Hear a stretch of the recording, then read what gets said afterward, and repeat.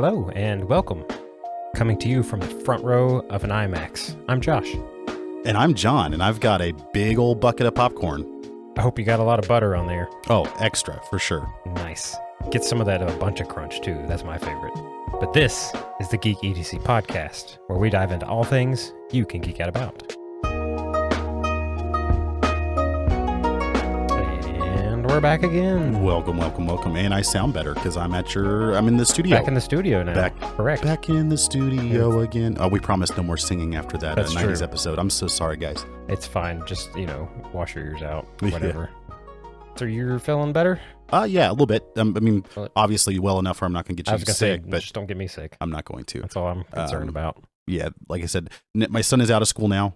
Officially graduated right, kindergarten, yes. So that's nice. I don't have to worry about him bringing home germs from like a million other little kids. At least for the summer. And this year's been so bad. I think with quarantine and everything that happened in the earlier years. RSV stuff. And, yeah, I think every doctor, everybody we've talked to, like this has been like the worst year for sickness. And of course, it's my kid's first year in school, which is typically the parents' worst year for sickness as well. So that makes sense. Quite the pain. Yeah. Well, hopefully you can get a little break from that through the summer. Yeah, I hope so. This sunshine can dry you out a little bit. Mm-hmm. Nothing would be worse than me taking my like almost month-long vacation in July and then being on the beach and sick the whole time. That would suck. Absolutely. Fill up on that vitamin D. Stay healthy. That goes for everyone listening to this too. Get some exercise. Take some vitamin D. Get out in the sunshine. We mentioned in the beginning here, obviously, Josh coming to you from the theater, and I had a big old bucket of popcorn. And so our intro statement's a little bit shorter this time because the cinephile that I am and the things that I like, I'm bringing to you. And so is Josh. We're talking about, this week we're geeking out about our favorite and, yes, kind of some impactful movie scenes. Some of our favorite movie scenes from different movies. Yeah, there's things that like you kind of just, that stand out in your mind as like, I remember like watching that and that being an impactful moment. Yeah, and there's no doubt like that kind of media, like movies in particular, like people have tattoos of them. People have mantras from movies. I mean, that it is one of those media types that really leaves a lasting impact on somebody. So everybody has their favorite movies.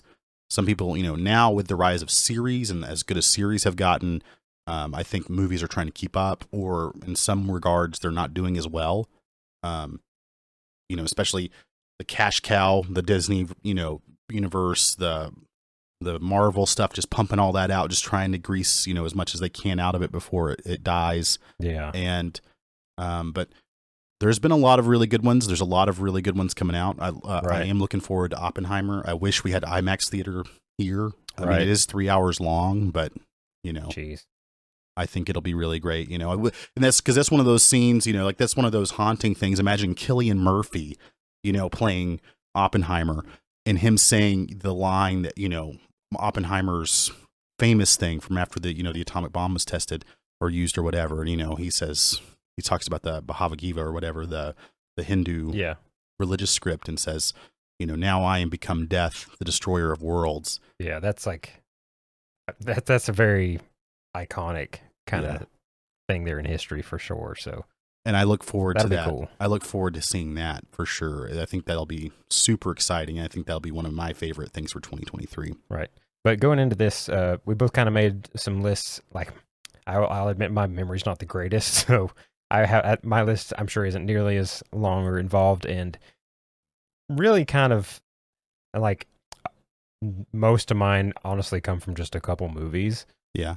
But those couple of movies, like I've watched a ton. They're a couple of my favorites, and so they live rent free in my brain. Well, to each their own. I mean, that's the thing. Yeah. Some people have.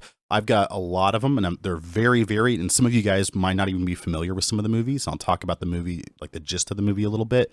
But and on that note too, everybody has that.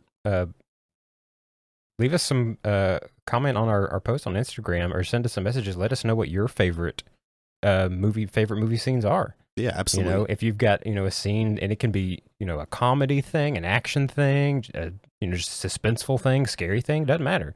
Yeah. If there's one of those scenes that you like remember as like that's one of my favorite scenes, and I'll like watch that scene. You'll go and look it up on YouTube just to watch that one scene again.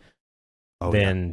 yeah, send it our way and let us know what they are. I'd be interested to find out. Yeah, and we'll share it in one of our upcoming podcasts. We'll mention you guys. Yeah. But before we get this kicked off, let's want to remind everybody of our Patreon. Yes, patreon.com/geeketc podcast. You can go subscribe there for as little as $1 a month and become part of our crew and help fund what we're doing here and help to continue to bring you more awesome geeky content that helps, fund the costs of website hosting and a lot of the other work that goes into making it. Yeah, and the best thing is you won't be alone. Obviously, you have Josh and I, but you know what? We have some patrons now. We have some crew members on board. So yeah, it's starting to grow. It's starting to grow. So please jump on board. Be like Ben. Be like Tom. Hopping in the crew. Yeah. And got some new members. We love having you guys. Thank you so much for being our patrons, and we look forward to more of you. So, why don't you give me one of your first ones, your first movie scenes? All right. So, I think the first one that popped in my head was in Lord of the Rings: The Two Towers. Beautiful. Very iconic movie. Very awesome movie. One of my favorites of all time. At the Battle of Helm's Deep. Of course. And the scene is after, when it seems like all hope is lost, they're losing the battle, they've blown the hole in the wall, they've retreated back to the cave, it seems kind of hopeless. And then Aragorn remembers what Gandalf told him, at the dawn of the third day, look to the east, or exactly, I forget the exact line, but at that moment, the sun rises above the hill, and you see Gandalf ride up on the white horse, and then the other horses come up from behind him. The riders, was it the riders of Rohan? Yeah, the Rohirrim, the Rohirrim and stuff. Yeah, they come up, and then just that shot from the side of Gandalf and the other horses coming down the hill. He has his staff held out with the light at the end of it, and just that light piercing into the darkness of the orcs. Like, what that might be in my very high on my list. Like, I haven't labeled these, as actually ranked them, but that's right up there. Even like talking about it, even thinking about it, like I kind of got chill bumps thinking about it, just because the visualization and the metaphorical description of that, like it's so amazing. It's so cinematic, and just seeing the light pierce into the darkness and what that means was an amazing moment in that movie. You know what's funny is I actually really love that scene too. It's not on my list because I was going to let you do, I saw you had several Lord of the Rings things on there. But my favorite part of that scene is the king overcoming his personal, like his pathway from defeat into like, I'm going to go out with glory. And he doesn't know that Gandalf is showing up. And when he says, when Aragorn says, ride out with me, and the king looks at him, for death and glory, and Aragorn says, for Rohan. And then they, you get that whole speech, and you get the horn of Hammerhand, sound in the deep once more, and you get Gimli, yeah, and then you get the king. This is what I'm getting the goosebumps right? when he says Forth Aelingus, and then they ride out. Yes. Oh my God! See, that's that, and I do like the cavalry charge scene because I love cavalry charges. But it's the beginning part of that scene that I really like, right? Where he has accepted his fate, and he is willing to meet it hand in hand on his own terms. And I think that is a huge thing. Overcome that fear of death, and that doesn't even become a matter in your mind anymore. It's just about, overcoming defeat and conquering the evil that's out there. Like, I don't care what's going to happen now. We're going to go face it head on and give them some. Yes. Yeah. Exactly. Oh, that is awesome. And luckily there was Gandalf had it planned out. Because I will say this, one of the last things you want to do in a cavalry charge is charge a line of pikes. I mean, yeah, I've always thought that was like, that's kind of, but, like digging deep into it, I'm wondering if he kind of had some kind of invisible warding spell that he was had surrounded. He's a wizard. It's a fantasy movie for sure. I would just say, listen, if you guys that's how I envisioned it. If you guys are leading cavalry charge, please don't charge into a wall of pikes. Especially, I think To be honest with you, I think the army in the Two Towers, Saruman's army, was far superior to Sauron's army. They were really well equipped. They had very standard equipment. They had great plate armor and like long pikes and like those really cool hacking swords. Right. They were a force to be reckoned with. I think if Sauron had like organized his army in much the same way and was as professional, right, the Uruk-hai as the nasty little orcs. Yeah, if you made all the Uruk-hai, the big strong versions, that well equipped, that would have been tough. Yeah, you know, a little funny thing from the Return of the King is, did you know the general orc from that, they based the face prosthetics and everything, they made it look like Harvey Weinstein on purpose. What? Yeah, the nasty looking general with like the pitted face and everything, that's like a Harvey Weinstein mask that they did on purpose because Peter Jackson didn't like Harvey Weinstein. And this is a long time ago. Well, I guess we can all agree with him now. Yeah, exactly.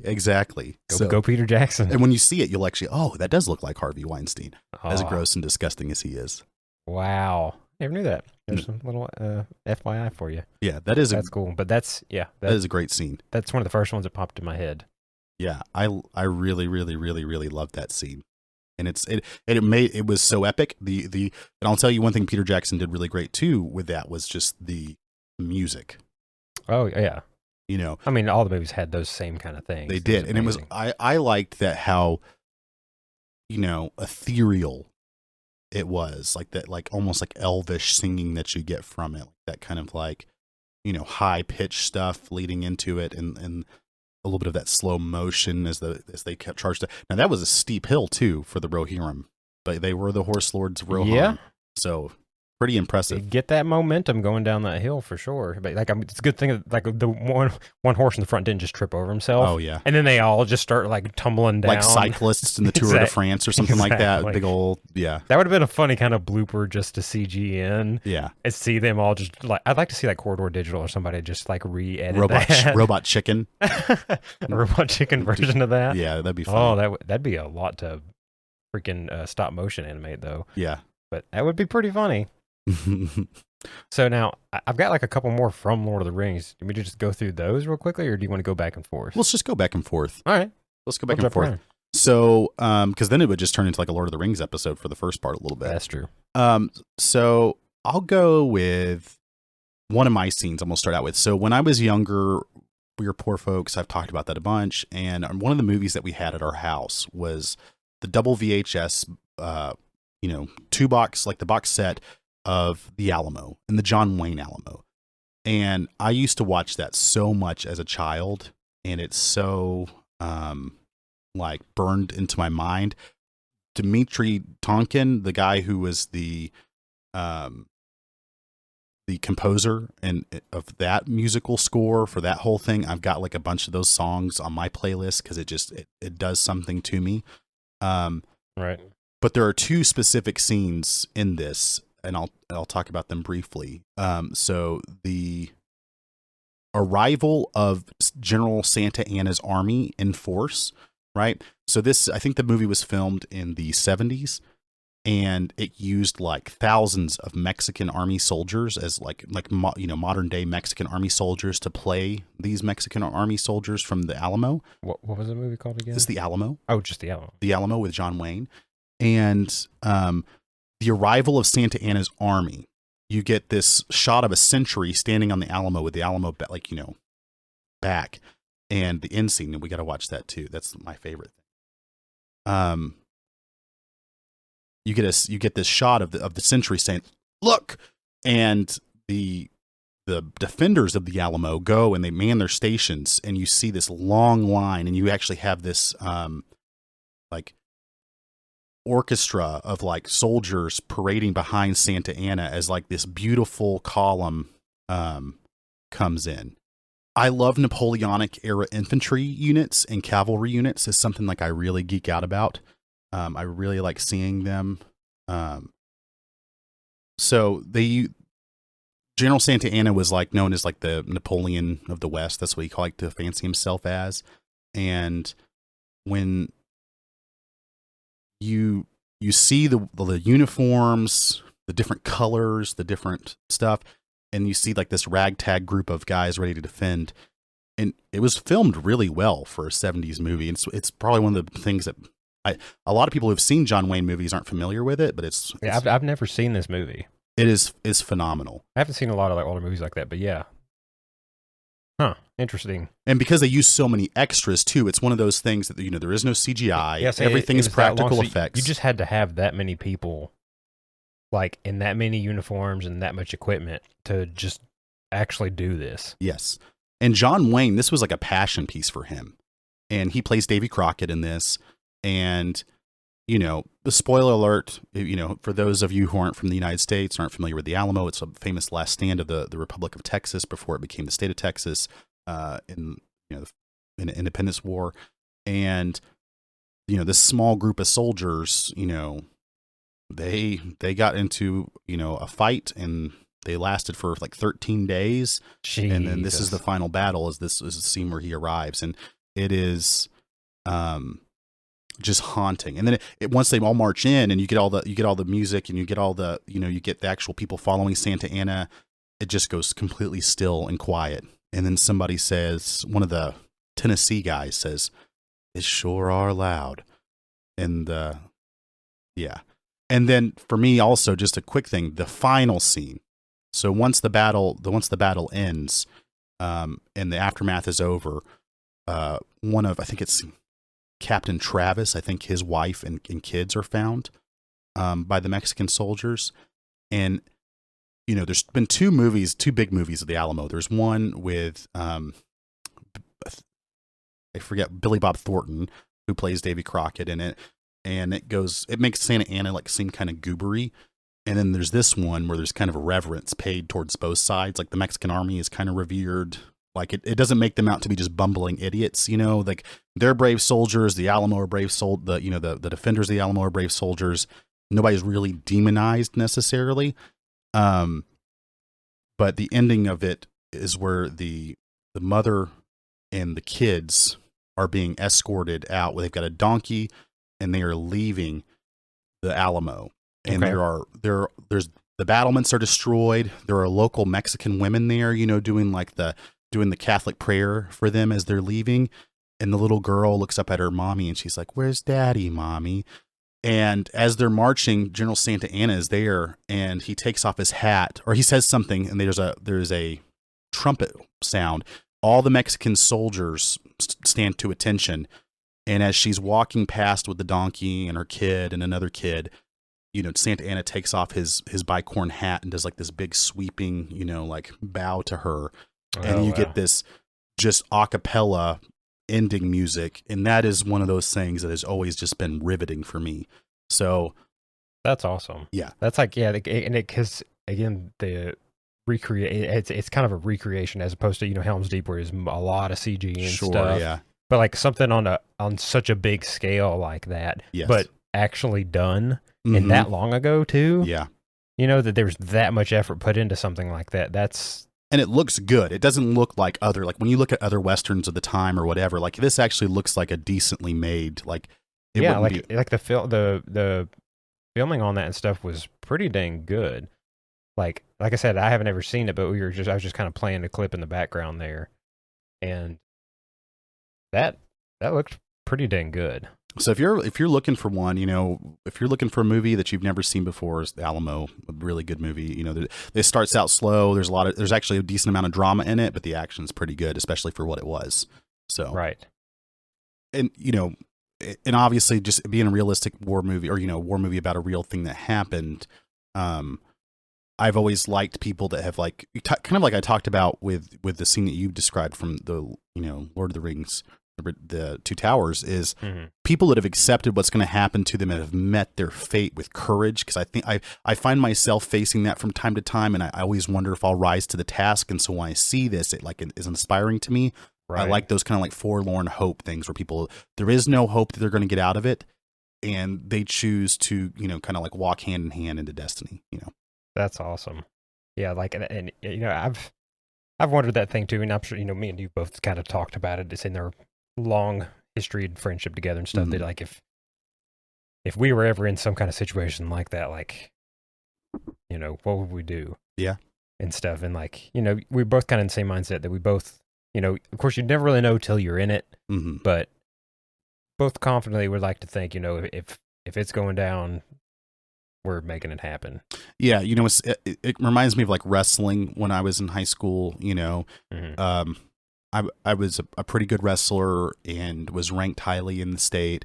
And I remember my senior year, I was scared of getting pinned. I didn't want to get pinned at all my senior year. I planned on doing really well. I planned on going to the state tournament, but I was like, I'm not going to get pinned this year. And it didn't matter because it was still a loss on my record if I lost by points. Now, it did to the team if it was a team match where you got pinned, the other team would get more points than just beating you by points. But Okay. there is something to going for broke and maybe getting pinned to win the match versus, just, well, I'm not going to let him pin me. Even if he beats me, he beats me. I think that's something that I struggled with a lot my senior year, and it's something that I think about from time to time. Gotcha. That makes sense. That's really cool. Yeah, I've never seen that movie, but it definitely seems right up your alley. Oh, yeah. Knowing you. Yeah. That's And there'll be pretty cool. some similar, yeah, unfortunately, but that's the way it goes. Yeah, that's fine though. That's awesome.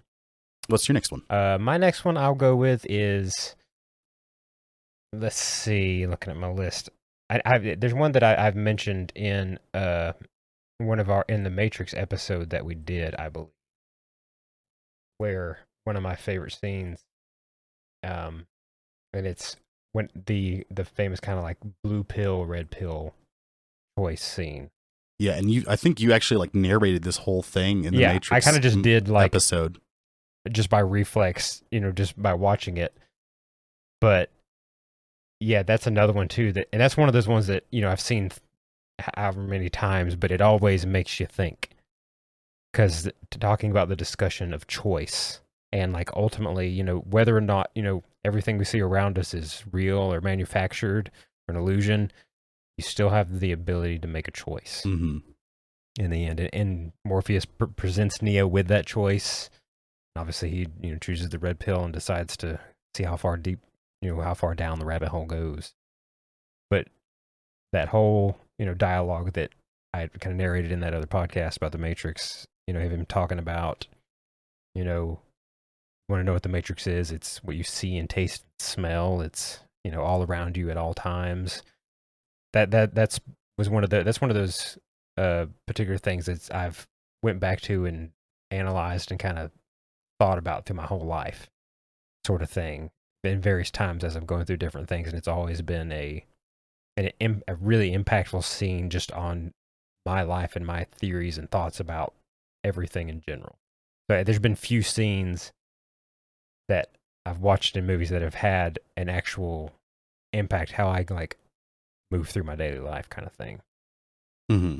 Oh, and this, it's just such an iconic thing. Like everybody knows it. That's the reason why it's used in memes so much. That's why different political ideologies take it Right for their own. I think a lot of people want to, and it makes sense. It is a interesting scene. It is definitely very the Wachowskis have definitely gone deep with it. Oh, the yeah. whole movie's like allegory. And I think when you go that deep into it, and you look at the different things, like the choices that you can make, or like whether you're just, it's like a life well lived type of thing, And I think that's what Keanu, I think that's what Neo is struggling with. Right.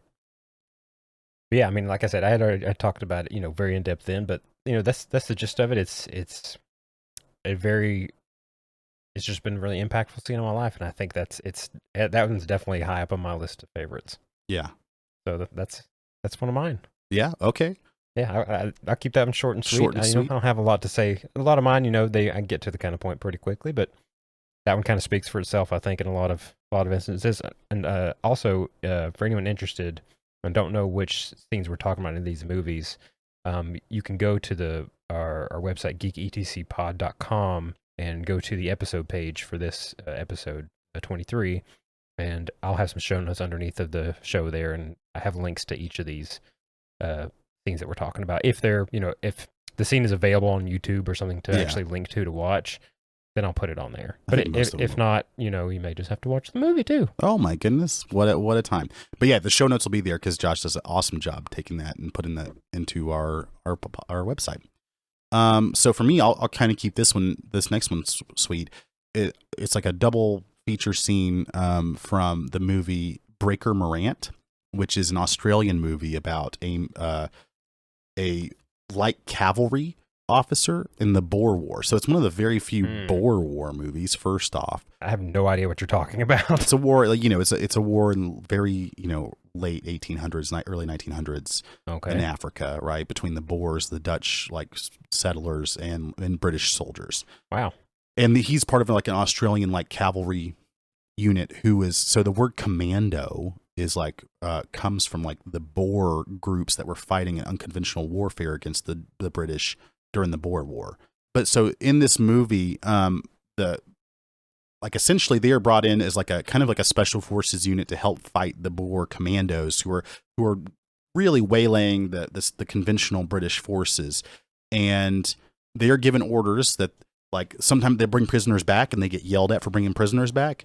They're like, hey, these guys aren't in uniform and they're whatever. You guys should have shot them. Like, just execute them out there. You have the right to do that. And,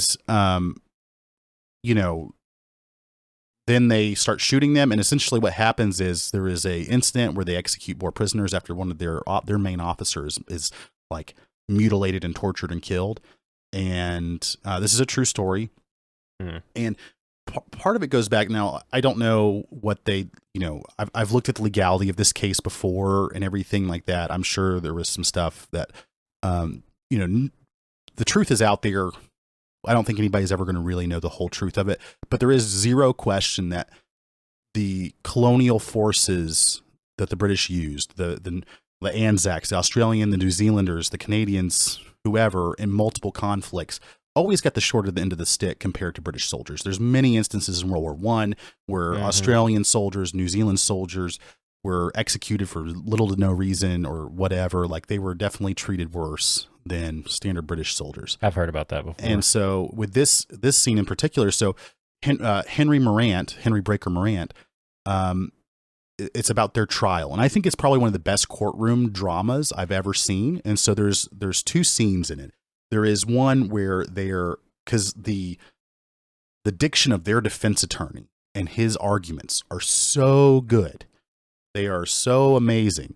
And the closing argument, but Rule 303, when Henry Breaker Morant stands up, that he's in cross-examination, and they ask him, and they say, "What rules did you shoot him under?" And he says, he's like, "We caught them, and we shot them under Rule 303, which is 303 is the British infantry cartridge round for the British Enfield rifle."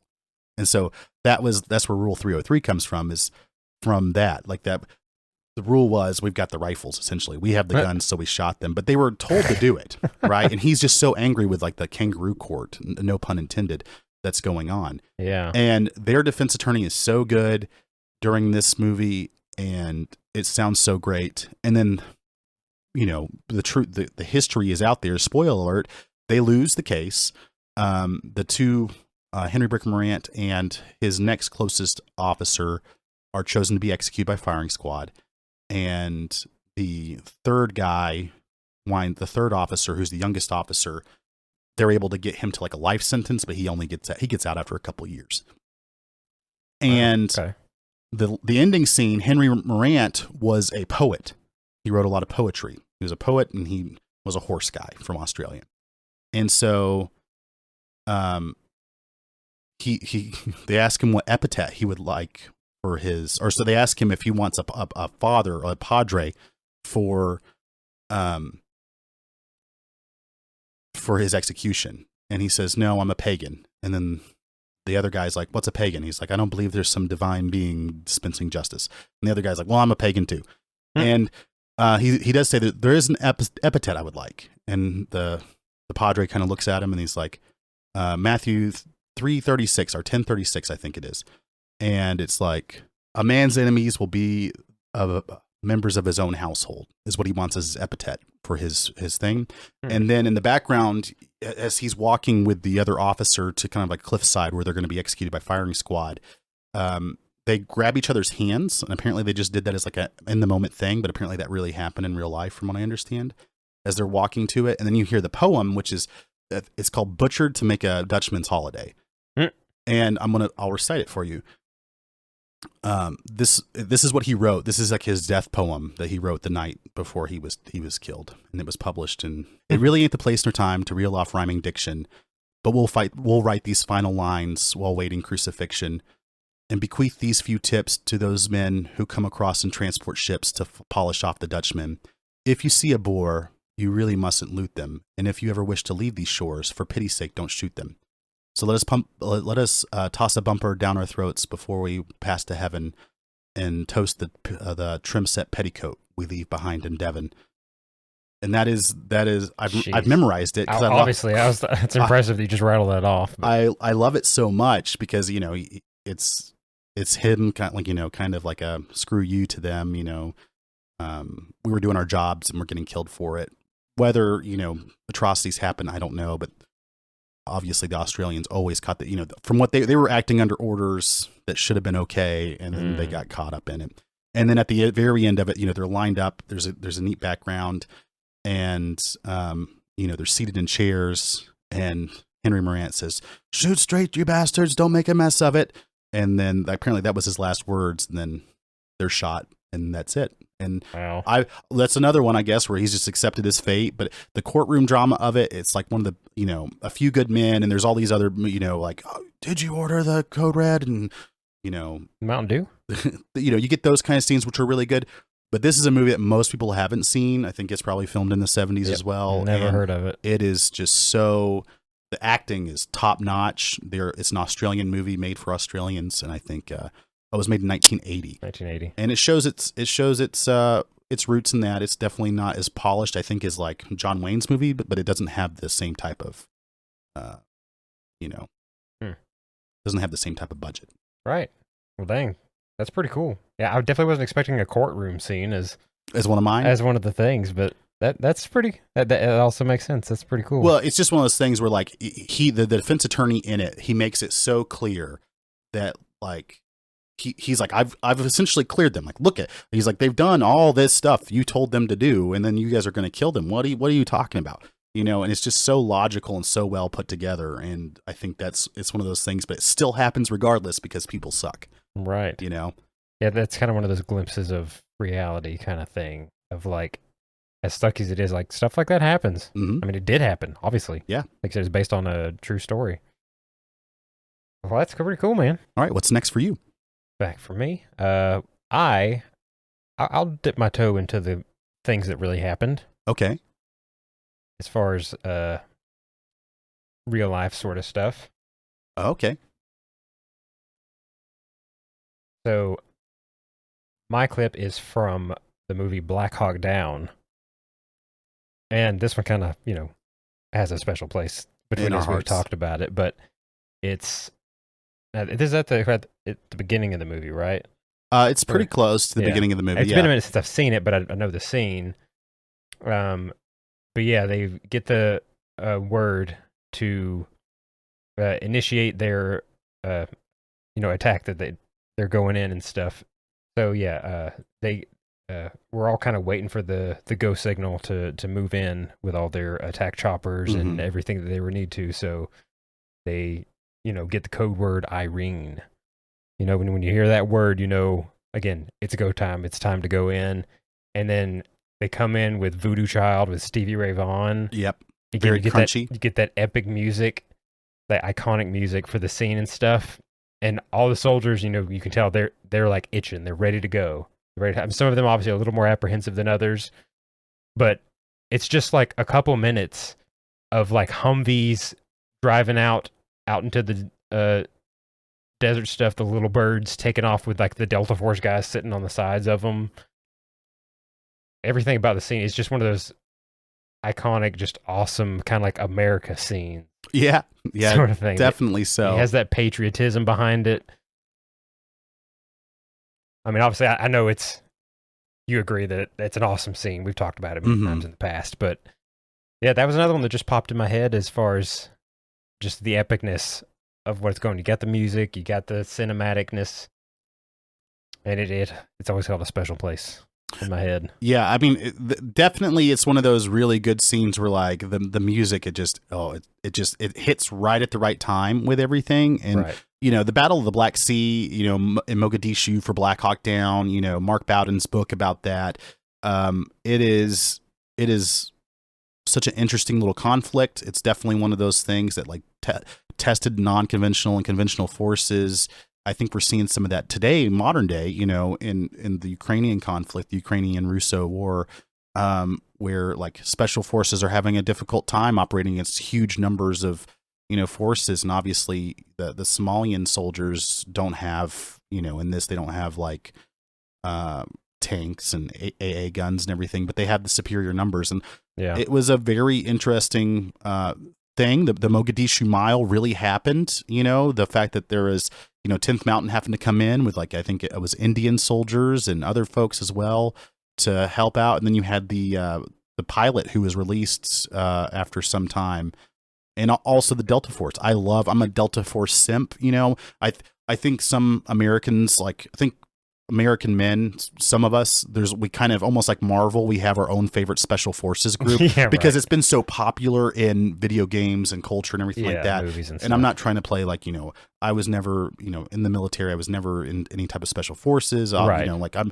But I think there's people that like, oh, I think these guys kit, like, if you like people that if you like military kit, you like military hardware, or you're a historian, I think there's certain groups that hold your interest, like much like a French cavalry unit would, or a British Hussar unit would for me. It's the same thing with the Army.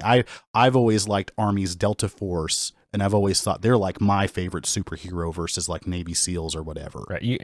There's nothing wrong with taking some Marvel and particular groups and like groups of people who've done awesome, who have accomplished great things.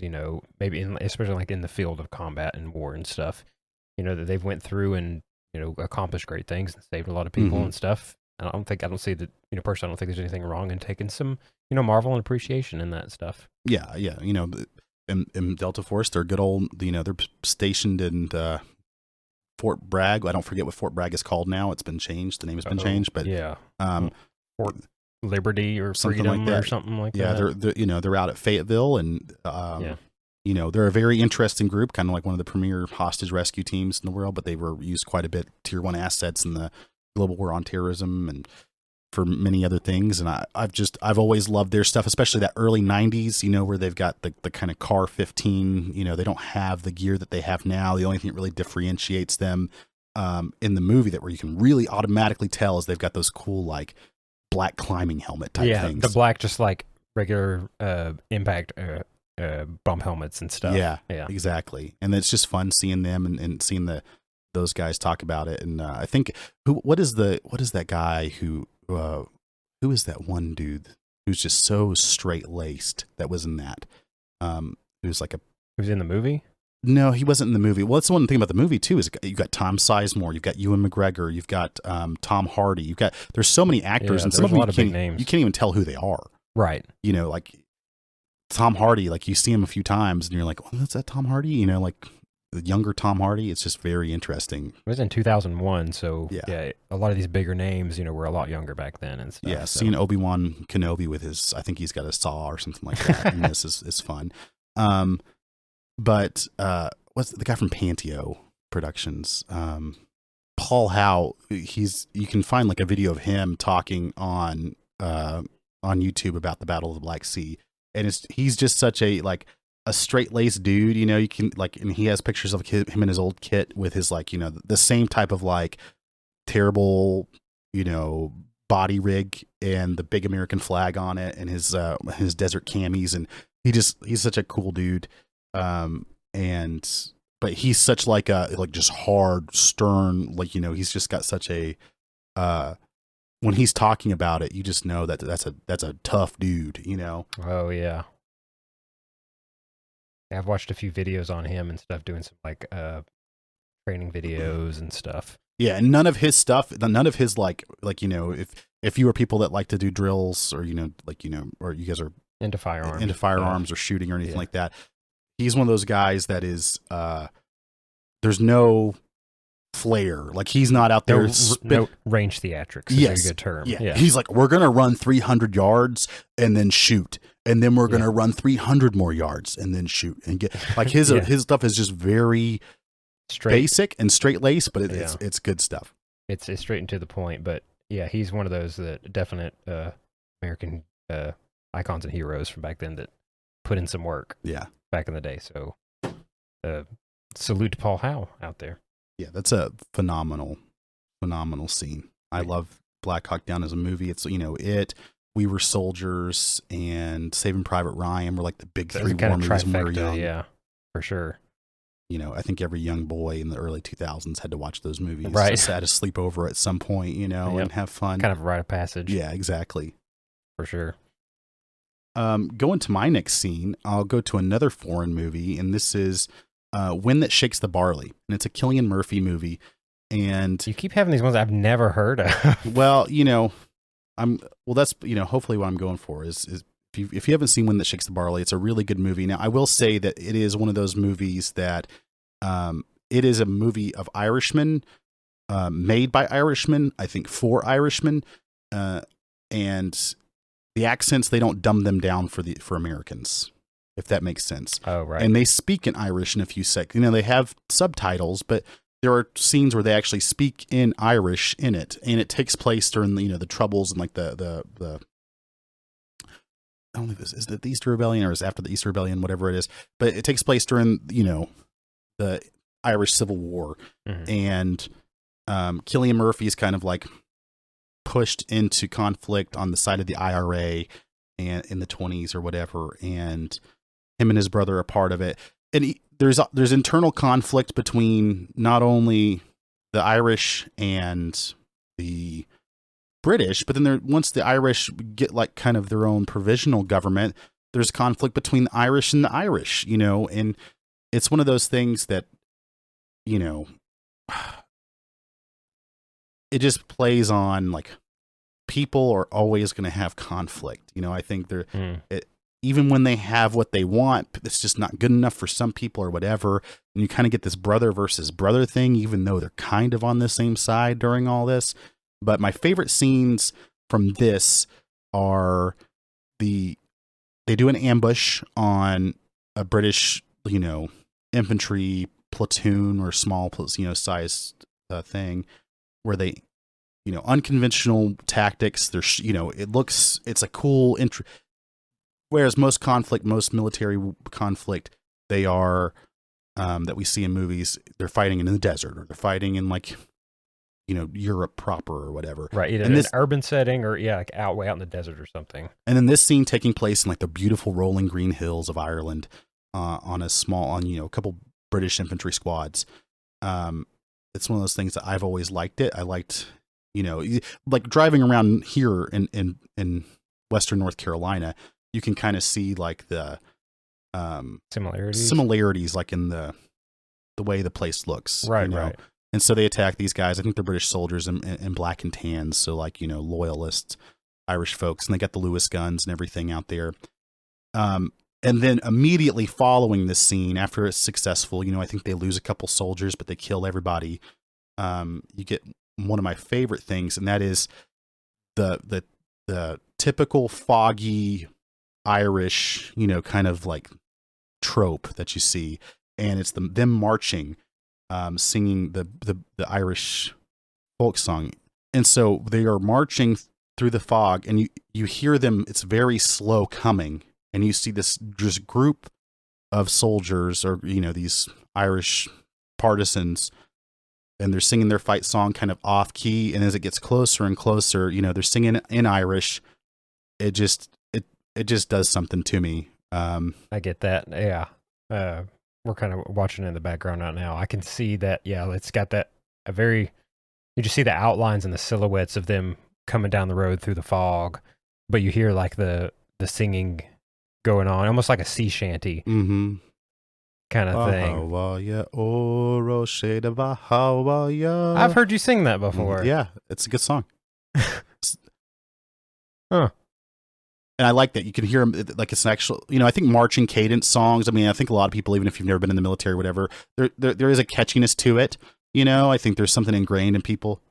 Yeah, there's a reason they use those cadence, marching songs on stuff, actually, while they're doing stuff like that. I'm sure it gets this kind of, like you said, this cadence, this pace to your walking and can kind of almost help, you get in that rhythm and you just kind of keep marching through it. You keep singing the song and you keep marching, you keep pushing, and you kind of use it as motivation to keep carrying you down the road. Exactly. And so I love that one. I think it's a great movie. One of my favorite, it's just such a good, it tears at your emotions. It plays with you a bunch of different ways, and it goes all over the place. And like I said, I think it is meant for Irish folks, and it's a very patriotic Irish film, and I thoroughly enjoy it.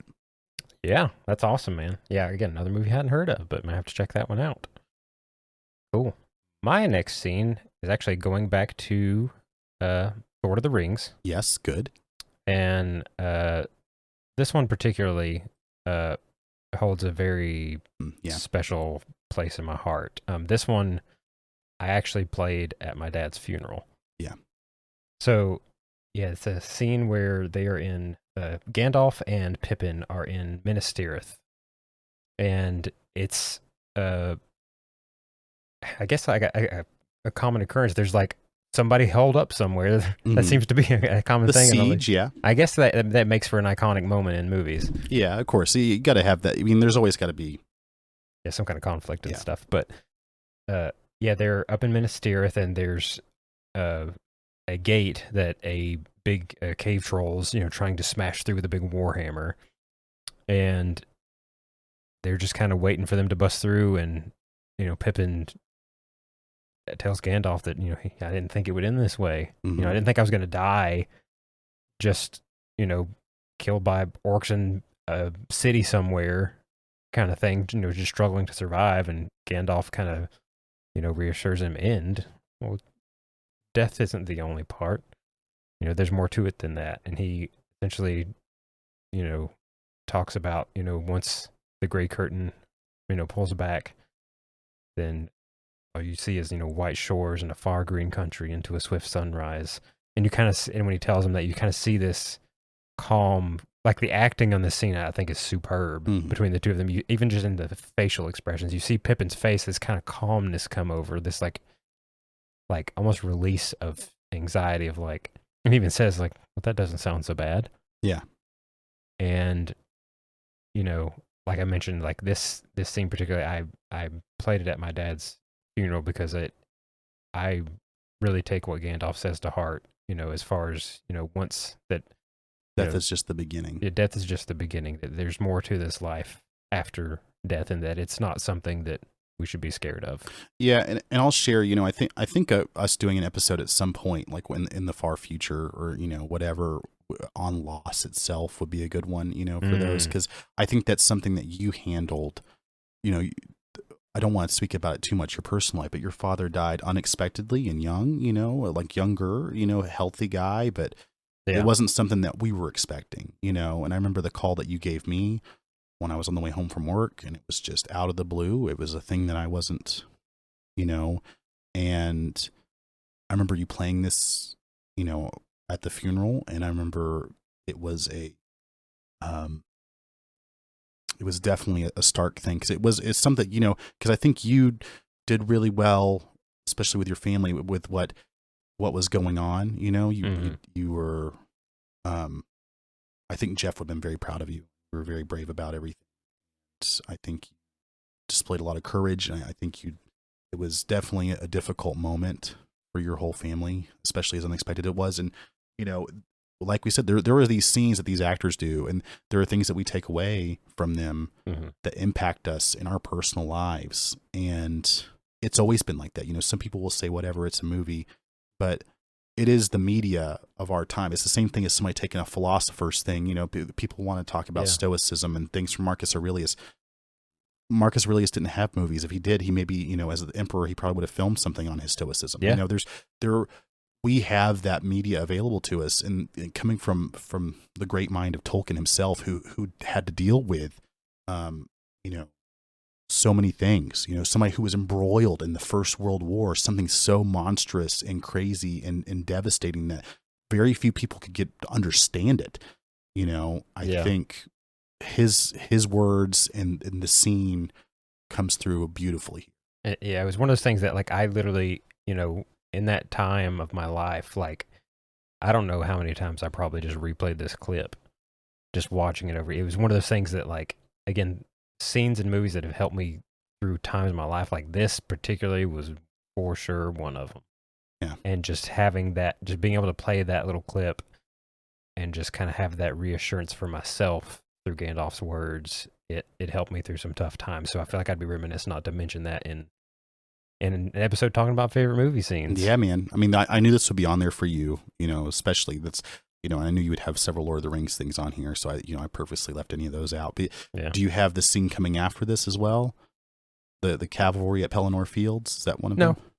I would say that would be my next thing. It would I have the Lord of the Rings scene, but it's not that. Well, I think specifically after this, after they face off the Nazgul and you hear the horns in the distance and you get the riders of Rohan once again coming to the Battle of Pelennor Fields and the huge host of like 8,000 or 10,000, and then you get the epic cavalry charge and you get the, fourth Aelingus again, and the cavalry charge into the orc flanks is just one of those phenomenal scenes, the music, everything about it. That's why there's so many memes. That whole like hour of footage from that movie and that thing, there was numerous things in there. Oh yeah.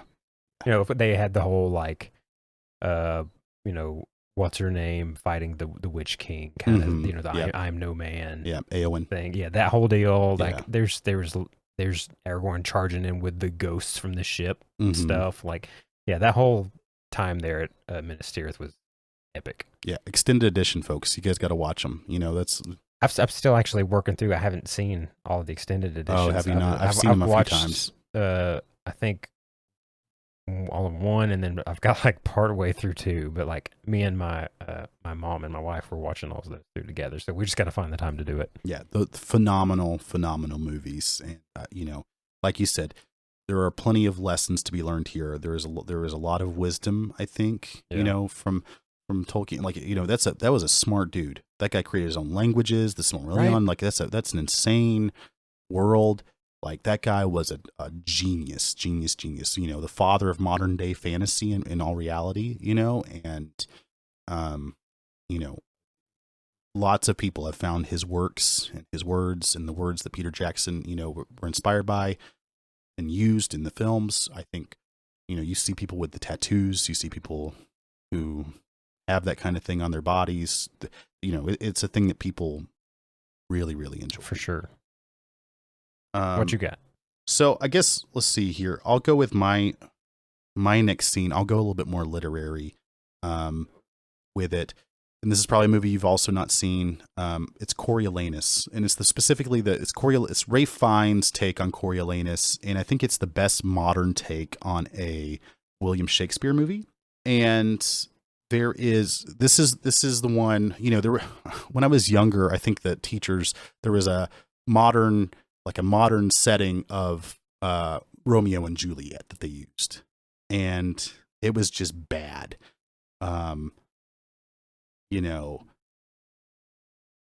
Poorly done. Ralph Fiennes really liked Coriolanus, and so he created this movie. I think he produced and directed it. It is in Shakespearean. He uses, the lines are all the same there. There's so many, I like Macbeth quite a bit. There's a lot of lines from Macbeth I like a lot. There's beware, there's daggers in men's smiles. Things like that, like little words, like little scenes like that. In Coriolanus, there's definitely some things like that as well. There's one scene where he's speaking to his mother and he says, "Why do you wish me milder?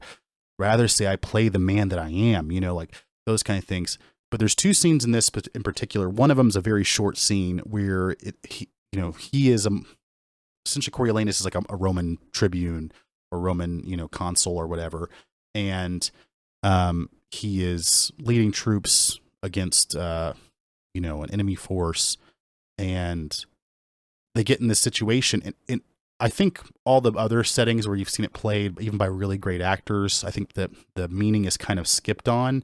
And there's a scene where he's like, essentially saying, if you're ready, follow me, like hold your hand in the head, you hold your fist over your head, you know, if you're ready to follow Coriolanus, and or he says his first name like Marcius or whatever, and nobody does, and then like in the Ray Fiennes movie, you get this kind of like slow, like people like, okay, they're agreeing to do this like final charge with him, and then he's like, make you a sword of me, and then he leads the assault into combat, and that's like such like an inspiring thing.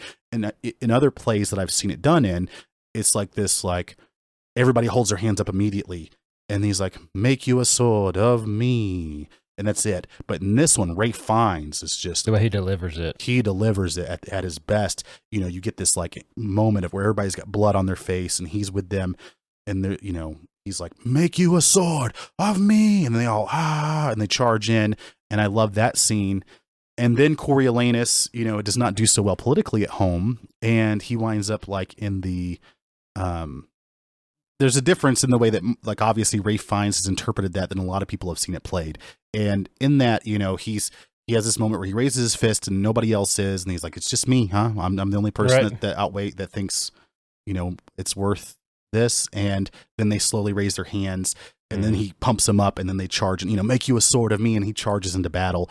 And I love that scene. And then you obviously get the one where it's more politically minded, where he's at home, and you get his the common cry of curs scene, where he's being ostracized and banished as a traitor.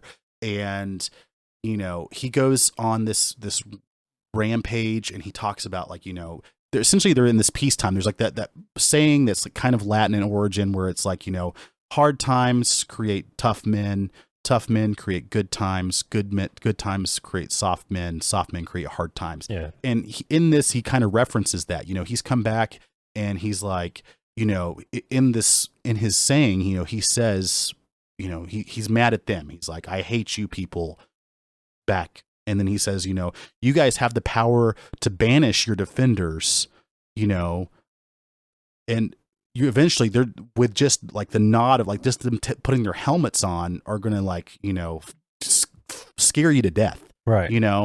And at the end of it, he says, despising for you the city. And then he's like, thus I turn my back. There is a world elsewhere. And then he goes out, and then, he dies in hand-to-hand combat. You stain all your edges on me, Volskis, and you get this cool thing. There are several scenes where I did that in one of our Dungeons and Dragons playthroughs, where I based some of my stuff on Shakespearean things as a bard, and I really liked it. I could see that. And Shakespeare is a great bard, so that's true. He was, and so. Of course, I think, who was it? I think not Keanu. It was Keanu or somebody else that really doesn't think Shakespeare actually existed. He thinks he was like a menagerie of different people, or he thinks it was somebody else that stole somebody else's ideas. But, the Shakespeare, like several of the Shakespearean plays, I'm big fans of. Macbeth is one of my favorite. I like the Michael Fassbender movie. There are a lot of great scenes in it. I think it's a very visually stunning movie. But this Coriolanus stuff just hits home with me based on some of my personal experiences. And, once again, it's the person accepting fate and choosing to run headlong into it. And it's one of those things that I wish I would hope when the hour presents itself that I would react in kind. We'll kind of throw out a couple more here, and then we'll kind of go through some lightning round with honorable mentions and stuff, and kind of wrap up. But for another one of my big ones, kind of different. Like I have some other Lord of the Rings stuff, some major stuff, but there's one scene that going completely kind of opposite of a lot of this seriousness things. I knew it was going to be this, and it is Duel of the Fates from Star Wars: The Phantom Menace. Amazing. Like, when it comes to sci-fi stuff, this, especially as a kid, seeing this when it came out. Like, not only do you have the iconic music, dun, dun, dun, dun, dun, John dun, dun, Williams dun, just that everybody destroying knows, it, but you get the ignition of the double lightsaber thing. Mm-hmm. You get, like, even just like the composition of it, of the colors. You get the blue lightsaber and the green against the red. The epic choreography and fight scene of Obi-Wan and Qui-Gon Jinn fighting Darth Maul. This, like one of the best villains out of the movies, in my opinion, and stuff. Yes. The ninja Jedi, like so many things come together in this scene to just make it one of the most epic sci-fi battle scenes ever. And again, as I said, like as a kid watching this, my mind was like so fascinated and so blown away with that. Like it holds a special place in my heart for sure.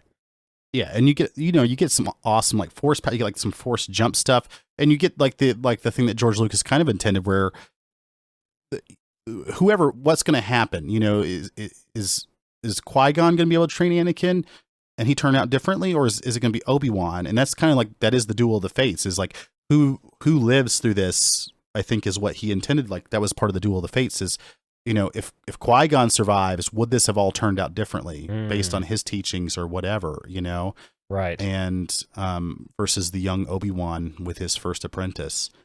And, Qui-Gon was that father figure and, the first kind of father figure for him, and he's lost in this. And obviously one of the coolest choreographed, lightsaber duels, and just amazing. I think, probably my favorite Liam Neeson role is. Oh, yeah, I think it's fine too. By a long stretch, Like everybody loves Taken and whatever. Maybe 5 Minutes in Heaven, which is a movie you probably never heard of as well. I really like that one with him. But right. But to me, he is Qui-Gon, and Qui-Gon was always one of my favorite Jedis, because even in this scene, like when they get trapped, between the red, barriers and stuff, you see Qui-Gon, like his way to, past those 30 seconds, a minute of time is he just kneels down and just goes straight into like a meditation to catch his breath, reset himself, refocus on what's going on. That shows that that master level Jedi, that training and that wisdom that comes with it and stuff. I mean, obviously, unfortunately, he gets bested by the two lightsabers while Obi-Wan's still trapped in the barriers waiting to get there, but it is what it is. It is what it is. And, I think his death, like, the good guy loses sometimes. I think that's an important thing to remember, is sometimes the good guy loses. And I think that is, especially in storytelling, something very interesting. That may have been, I was going to say, that may have been the first kind of depiction that I saw of that happening. But then I thought like, probably after, like, I guess The Lion King, whenever Mufasa dies, like that was the good guy dying. Sure. But in the same vein, this is probably one of the other big instances of seeing that in cinema of like, wait a minute, what do you mean the good guy just doesn't always win? Yeah. Like they can straight up lose and die. Like that adds some stakes to it. Yes. And I'll add this to it. So if our geeks out here have never watched Star Wars Rebels, it's a cartoon. It is, I don't think it's a kid's cartoon necessarily, but it's got some good stuff. There's a scene in particular where you actually get to see Obi-Wan face off with Darth Maul again. And Obi-Wan's older and he's on Tatooine, and Darth Maul has come to Tatooine. And this is a bonus scene. What you see is Darth Maul guesses that Obi-Wan's there protecting someone, and that forces Obi-Wan into drawing his lightsaber. And the scene is so well done because what you see is Obi-Wan takes Qui-Gon's fighting stance and baits Darth Maul into doing the same move that he killed Qui-Gon with. Oh, really? He does. He baits him into the exact same move with his double lightsaber on purpose. He goes from his style of fighting, and then he changes it up to Qui-Gon's style of fighting, and then they have a brief flourish with each other. And then, he waits, and as soon as Darth Maul goes to hit Obi-Wan with like the center of the staff before turning in circle, Obi-Wan cuts right through the middle of it, right into Darth Maul. And it's something that I don't think a lot of people have caught, but it is that's subtle, but awesome. Yeah, you see him actually, for those real big fanboys or whatever, or if you've never just noticed it and somebody points it out to you, it's one of those things where he intentionally did that. And I think it's like great canon, like it's a lot of great love for the actual big Star Wars fans out there. And it's a really great scene to add on to that. But I think, this was one of those scenes like my childhood when we talked about Star Wars, and I'm sure we're going to do like an episode by episode review. We've already done one on Rogue One of Star Wars. That scene in particular was just like, it stands out, especially even amongst all the prequels. Like that that scene is probably one of the most memorable scenes out of all of them. Yeah. Out of all the Star Wars movies, honestly. Mm-hmm. Yeah, that fight, like you can like picture it in your head. You know the music, you know how it goes. It's and again another one that lives rent free in my brain. Yes, fantastic. Yeah. So my next one is from one of my favorite movies of all time, and it's a Netflix original movie, and directed by David Michôd, and starring, Joel Edgerton, Timothy Chalamet or whatever, Chalamet, whatever. The King. And I'm a huge Joel Edgerton fan. Yeah, I've heard you talk about this. Yes, I'm a huge fan of The King. It's one of my favorite movies. There are two scenes in particular in this. There's a bunch of scenes. I could realistically go on and on and on about this movie, and hopefully one day when we do an actual top movies thing, I will. But in this movie, it is based on the Shakespeare play Henry V, but it is not done in Shakespearean English. However, there is some Old English thrown in here and there, like it's not exactly in our vernacular, but it's easy enough to understand.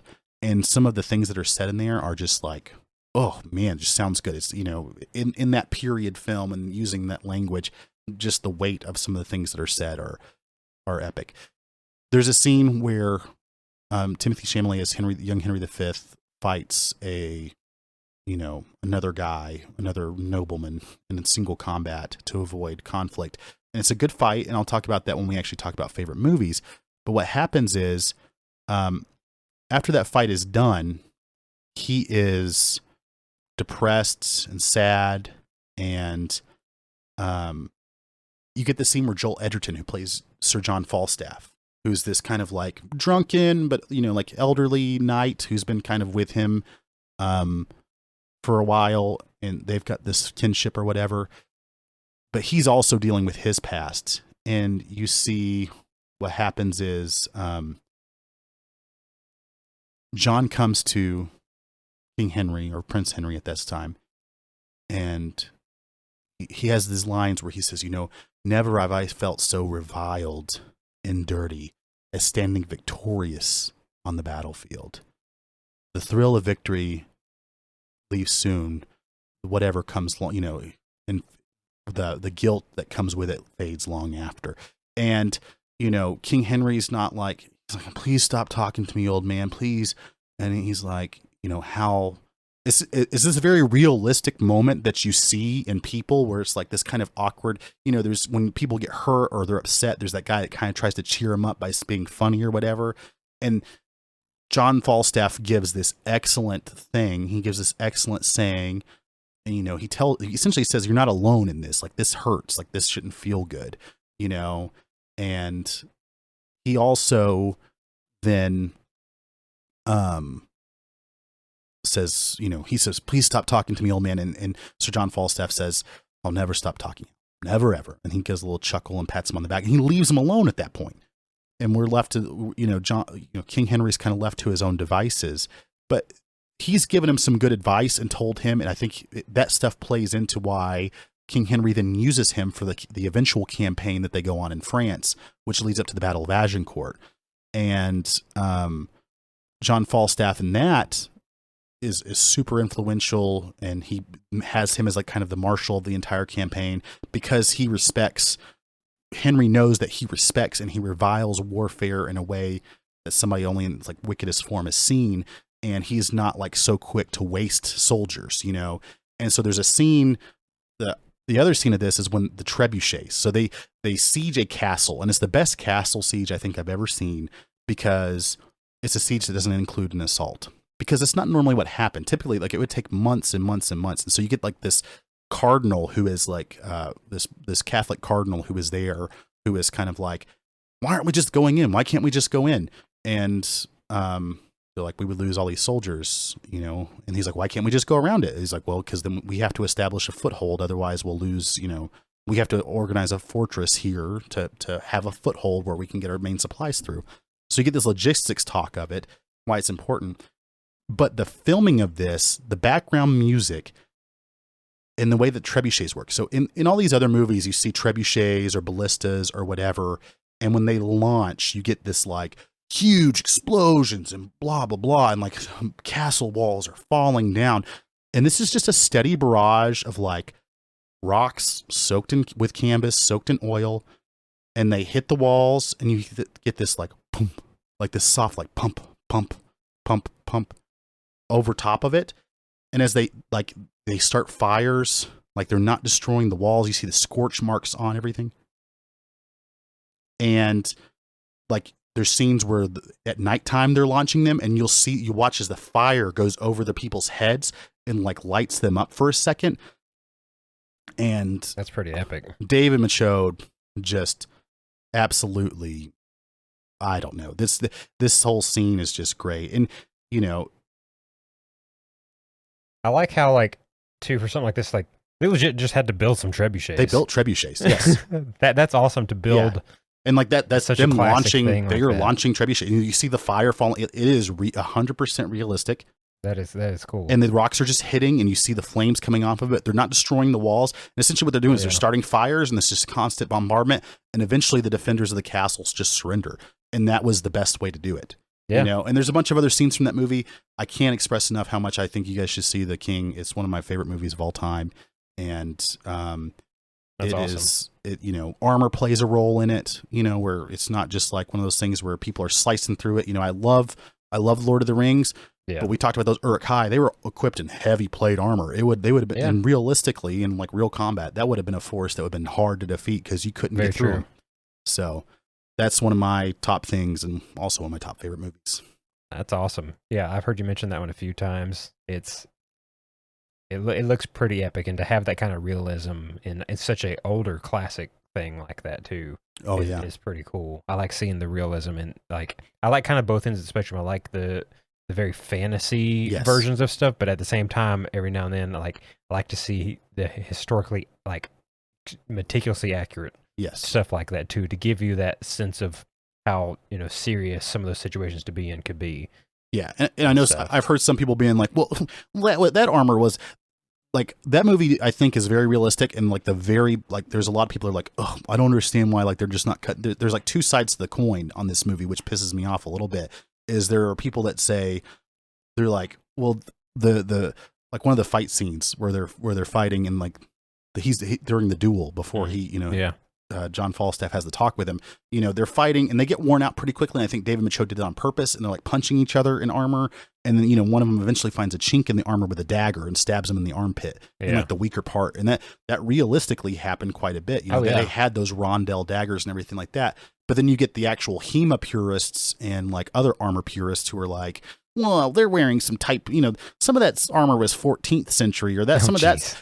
But here's the thing, like, it's still good. It makes a point of it, and I think it does a good job historically. And like the Battle of Agincourt, well, they didn't have the longbowmen didn't have the didn't have the posts in with the spikes and blah blah blah blah. Yes, this movie is based on the Shakespeare film, and I love it for what it is. And I love Joel Edgerton. I love the movie. I think as it is, it's pretty close to a perfect movie for me. So I think both ends of it, it's pretty great.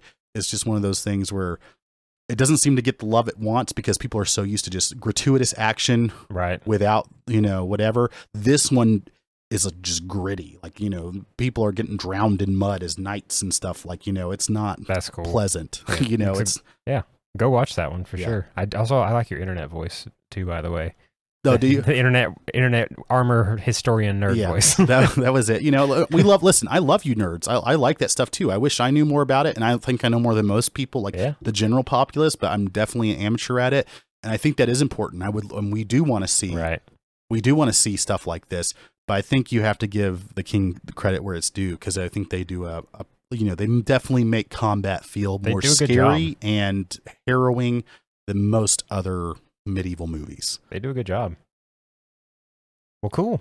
Well, kind of wrap up here. We'll just go through a kind of lightning round, go through a couple honorable mentions here, some of the other ones that are worth mentioning, but just to keep this from dragging on too long. Yeah, absolutely. So I'll just go through mine real quick and kind of mention them, and we'll go through yours. A couple other ones from The Matrix that I had was the scene where he goes to see the Oracle. Oh, beautiful. And, she talks about, it kind of scene is known as kind of like the Know Thyself because she has the plaque above her door. That's one of the ones that I actually didn't think of till you had mentioned some of people get tattoos of things. Mm-hmm. And I don't have any tattoos, but if I were to eventually get a tattoo, it would be that of Know Thyself in Latin that's above her door. I'm sure a lot of people have that tattoo, but Yeah. I've always just loved that. And it may be the fact instead of getting it as a tattoo, I might just get that as a wooden plaque and hang up somewhere, maybe above the podcast studio door. Ooh. Have it in there or something as some decoration. But that was always a big one of mine. Huge fan of yeah. I really like that scene. I like the Oracle in general. Yeah. And like he knocks over the vase and stuff. She says, "Don't worry about it." That was all. That always kind of made me laugh. But the subway fight where him and Agent Smith both fight down in the subway after there's the helicopter crash and they saved Trinity and stuff after they rescued Morpheus from capture. And so she makes it out and the little homeless man turns into Agent Smith.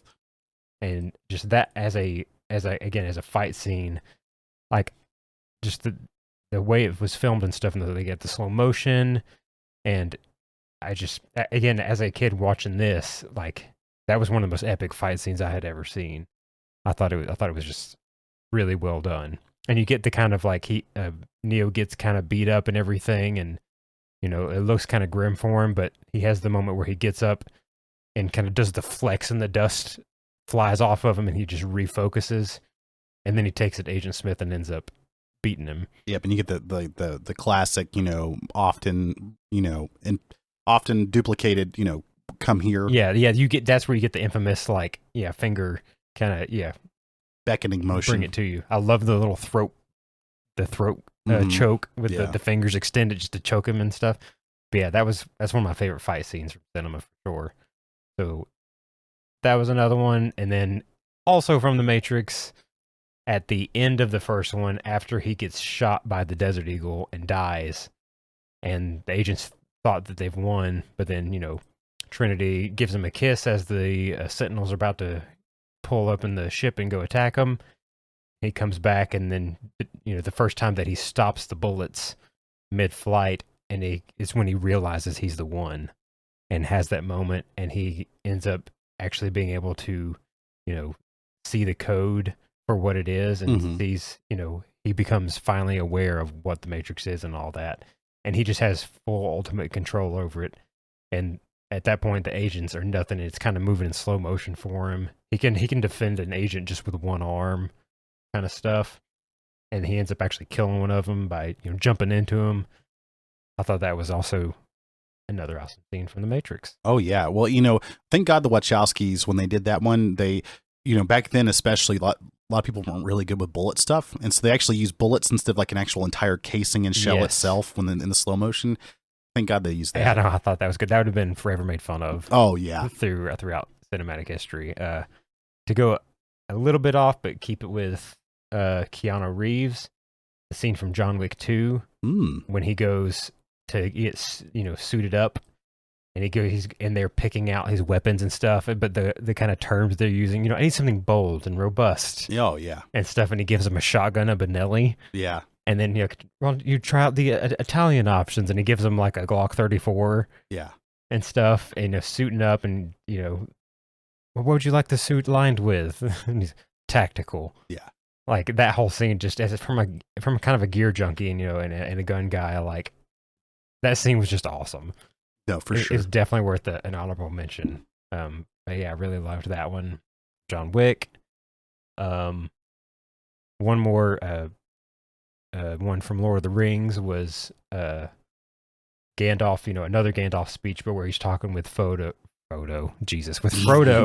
down in the mines of Moria, where, they talk about Gollum, and, Frodo wishes he never, the ring never came to him and stuff, but, Frodo says, as do all who, come to see such times and stuff, but that's not for us to decide. All we can decide is what to do with the time that is given to us. Yeah. And that was, I think, one of the best, well-written scenes, again, from Tolkien. It just, and like the way they get the music, it just, the whole thing was just so well done. Music matters, folks. It matters a lot in these scenes. And it's one of those, he mentions there's other forces at work besides, those are the rule of evil. Mm-hmm. And like, I that was also, it's always kind of really resound with me. And just this whole thing about, Bilbo was meant to find the ring, and thus so were you. And it's this kind of reassurance of everything happens for a reason. Mm-hmm. You just, put your faith in, something above just what your own little brain can figure out. So that's another one of my favorites. That only had two more. One of them is from Ong Bak 2. Oh, okay. Another fight scene. Another epic fight scene with Tony Jaa, which I just recently saw. They released a trailer for The Expendables like 5 or 6, Mm-hmm. and Tony Jaa's in it now, which I do appreciate, because those Expendables movies, are just a culmination of action film or action heroes from multiple different time periods. But he's finally earned his spot amongst the greats. Yep. And this one is really for the choreography. Like, the choreography in his movies, in these Ong Bak movies, is so like next level in my mind, in like the martial art aspects of it, and how he's able to, like, there's some very like Jackie Chan level of like using elements around you, props and different things to take out the bad guys and stuff. But whenever I watch this, like, I think I had seen this scene, and that made me go watch the movies, because I was just so fascinated with the choreography of it. Yeah, if you guys aren't watching foreign films, you're missing out. There's a lot of really good ones out there, that you're missing some. You're definitely missing some things. You get a lot of like great Muay Thai, like the whole thing is like Muay Thai style of fighting and stuff. You get a lot of like knees and elbows and all that kind of stuff. Yeah, that was just one of my favorite fight scenes from there. And then my last one, surprise, another fight scene. Oh, no. And this was actually from a movie I hadn't seen until recently, was The Kingsman. Oh, yeah, you're welcome. Yeah, from your recommendation on that, and it was from the first one. The scene, determined is manners maketh men. Yeah. Whenever he first kind of, shows what he's capable of in a bar, like all the bullies are picking on, what's his name? And, this older spy gentleman just kind of blows all their minds. And again, the choreography in these movies are always so cool and so excellent. And like the slow motion that they throw into it and stuff, and it's just so over the top. It was a really cool fight scene to watch, I thought. Oh yeah, great movies. The Kingsmen are a fun, like, spy thriller. Not even spy thriller. I mean, they are, but they're more action oriented. This is what I talk about too. A movie where you go into the very non-realistic aspect, but it's just purely for the fun and the thrill of it.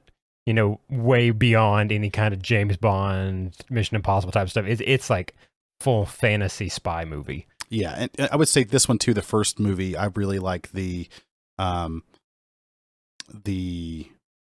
scene where they're in the church and you have like, what is it playing? That's another good one. Yeah, I forgot about that, but that's also an excellent one.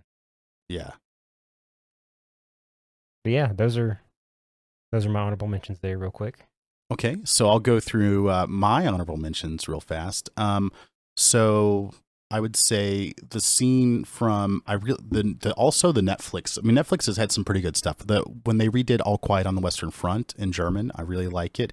Very good movie. Shows how bad World War I was. I think that's a very important thing. I think World War I was one of those times where it was savage. Battle. Yeah, you had this romantic Victorian era notion of what conflict was, and then you go into modern world with machine guns and artillery, and I think it was, you still had soldiers.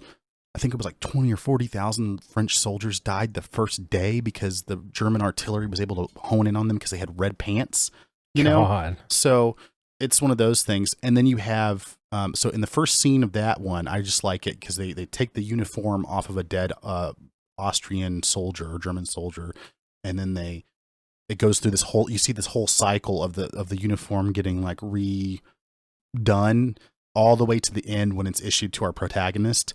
and he finds the name in it, and they're like, oops, whoopsies. That's a good scene where there's just like, it goes through these various stages of washing and just disgustingness to the excitement of the new soldier who's excited to finally put it on. And Yeah. love that scene. That's awesome. Also sticking with World War I, 1917. I thought it was a great movie. I think Is that the one that's all one shot? It's filmed to look like it's all one shot. I keep meaning to watch that, but I keep forgetting about it. Amazing. Me and my wife were talking about that as well, that I really want to go and just watch it purely for like that cinematic aspect of it. Yeah, it's one of those things where there's a scene where they're clearing a bunker, and they're going in. The Germans have supposedly withdrawn, and they've gone into German trenches by themselves. It's him and one other guy on this mission to like deliver a message. And just the clearing in it, like as they're clearing the scene, like they're clearing the building, it's just interesting to see that in the World War I kit, and the way that it's filmed, that fluid motion, the film, like the cinematography on that is phenomenal. Huge fan. Speaking of all one shot, you talked about Ong Bak and those things. One of my favorite foreign film, or foreign Asian film fight scenes is actually from Old Boy, and it's the hallway fight scene. And it's very well choreographed, but it is it's just more brutal, I guess, than like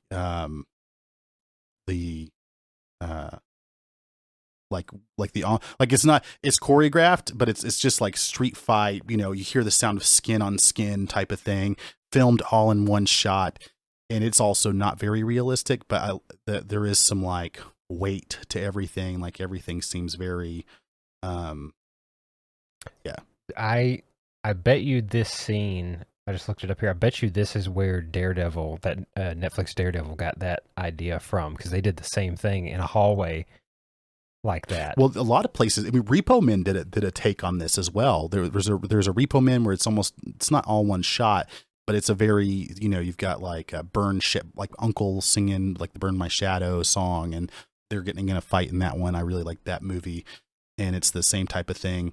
But this one's just one. He's got a hammer and they've got sticks, and they're all pounding on him. He gets stabbed at one point, and then he comes up, and then he slowly beats these guys down, and he's just taking them on one at a time in this narrow corridor.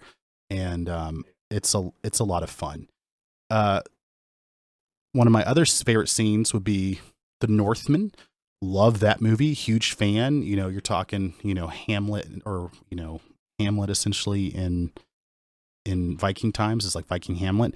And The Northman on the raid scene. I love the kind of single shot that you get with them when they're on the long ship, and they just shoot one of the dudes on the boat, and then when they actually come up to the fort, and the main character catches the spear from one of the sentries and then turns and throws it back at him, and then they climb up, and it's just a very savage fighting scene when he jumps off the top of the battlements and cuts into one of the horsemen.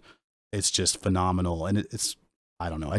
The whole movie itself is beautiful, well done. I like that they purposefully, with Skarsgård, they purposefully ignored some of the tropey things of like the Viking stuff, where they were, as far as them being in England, we've seen the raid on Lindisfarne a million times, and this is actually a more Slav versus like Eastern European Slav type of thing. It's very similar. That's another movie that I keep meaning to watch, but I just haven't taken the time to do it. It's phenomenal. Yeah. It's very well done, and a lot of scenes in it actually remind me of like some of the cinematography that you see from like the Michael Fassbender Macbeth movie. Right. And this is it's a very savage movie, very Viking mythos, and it's another one of those things where like, well, that's not 100% real. Being a Viking was a profession. It was not like a nationality. And in this one, he plays like a berserker, and he gets after it.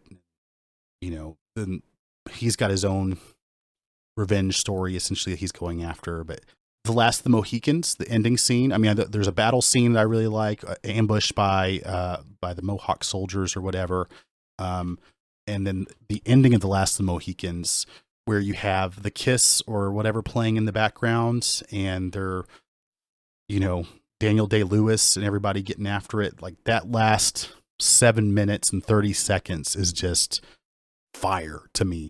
and it's filmed right here in Western North Carolina, McDowell County. It's a lot of it, it takes place in the Adirondack Mountains, but it's filmed in the up by Wise, up in the Linville Gorge, essentially, where we've talked about seeing the Brown Mountain Lights. So seeing the scenery feels like home. That does. That's wild. And then the actual combat in it itself is like just great. Yeah. And then, the very end is great as well.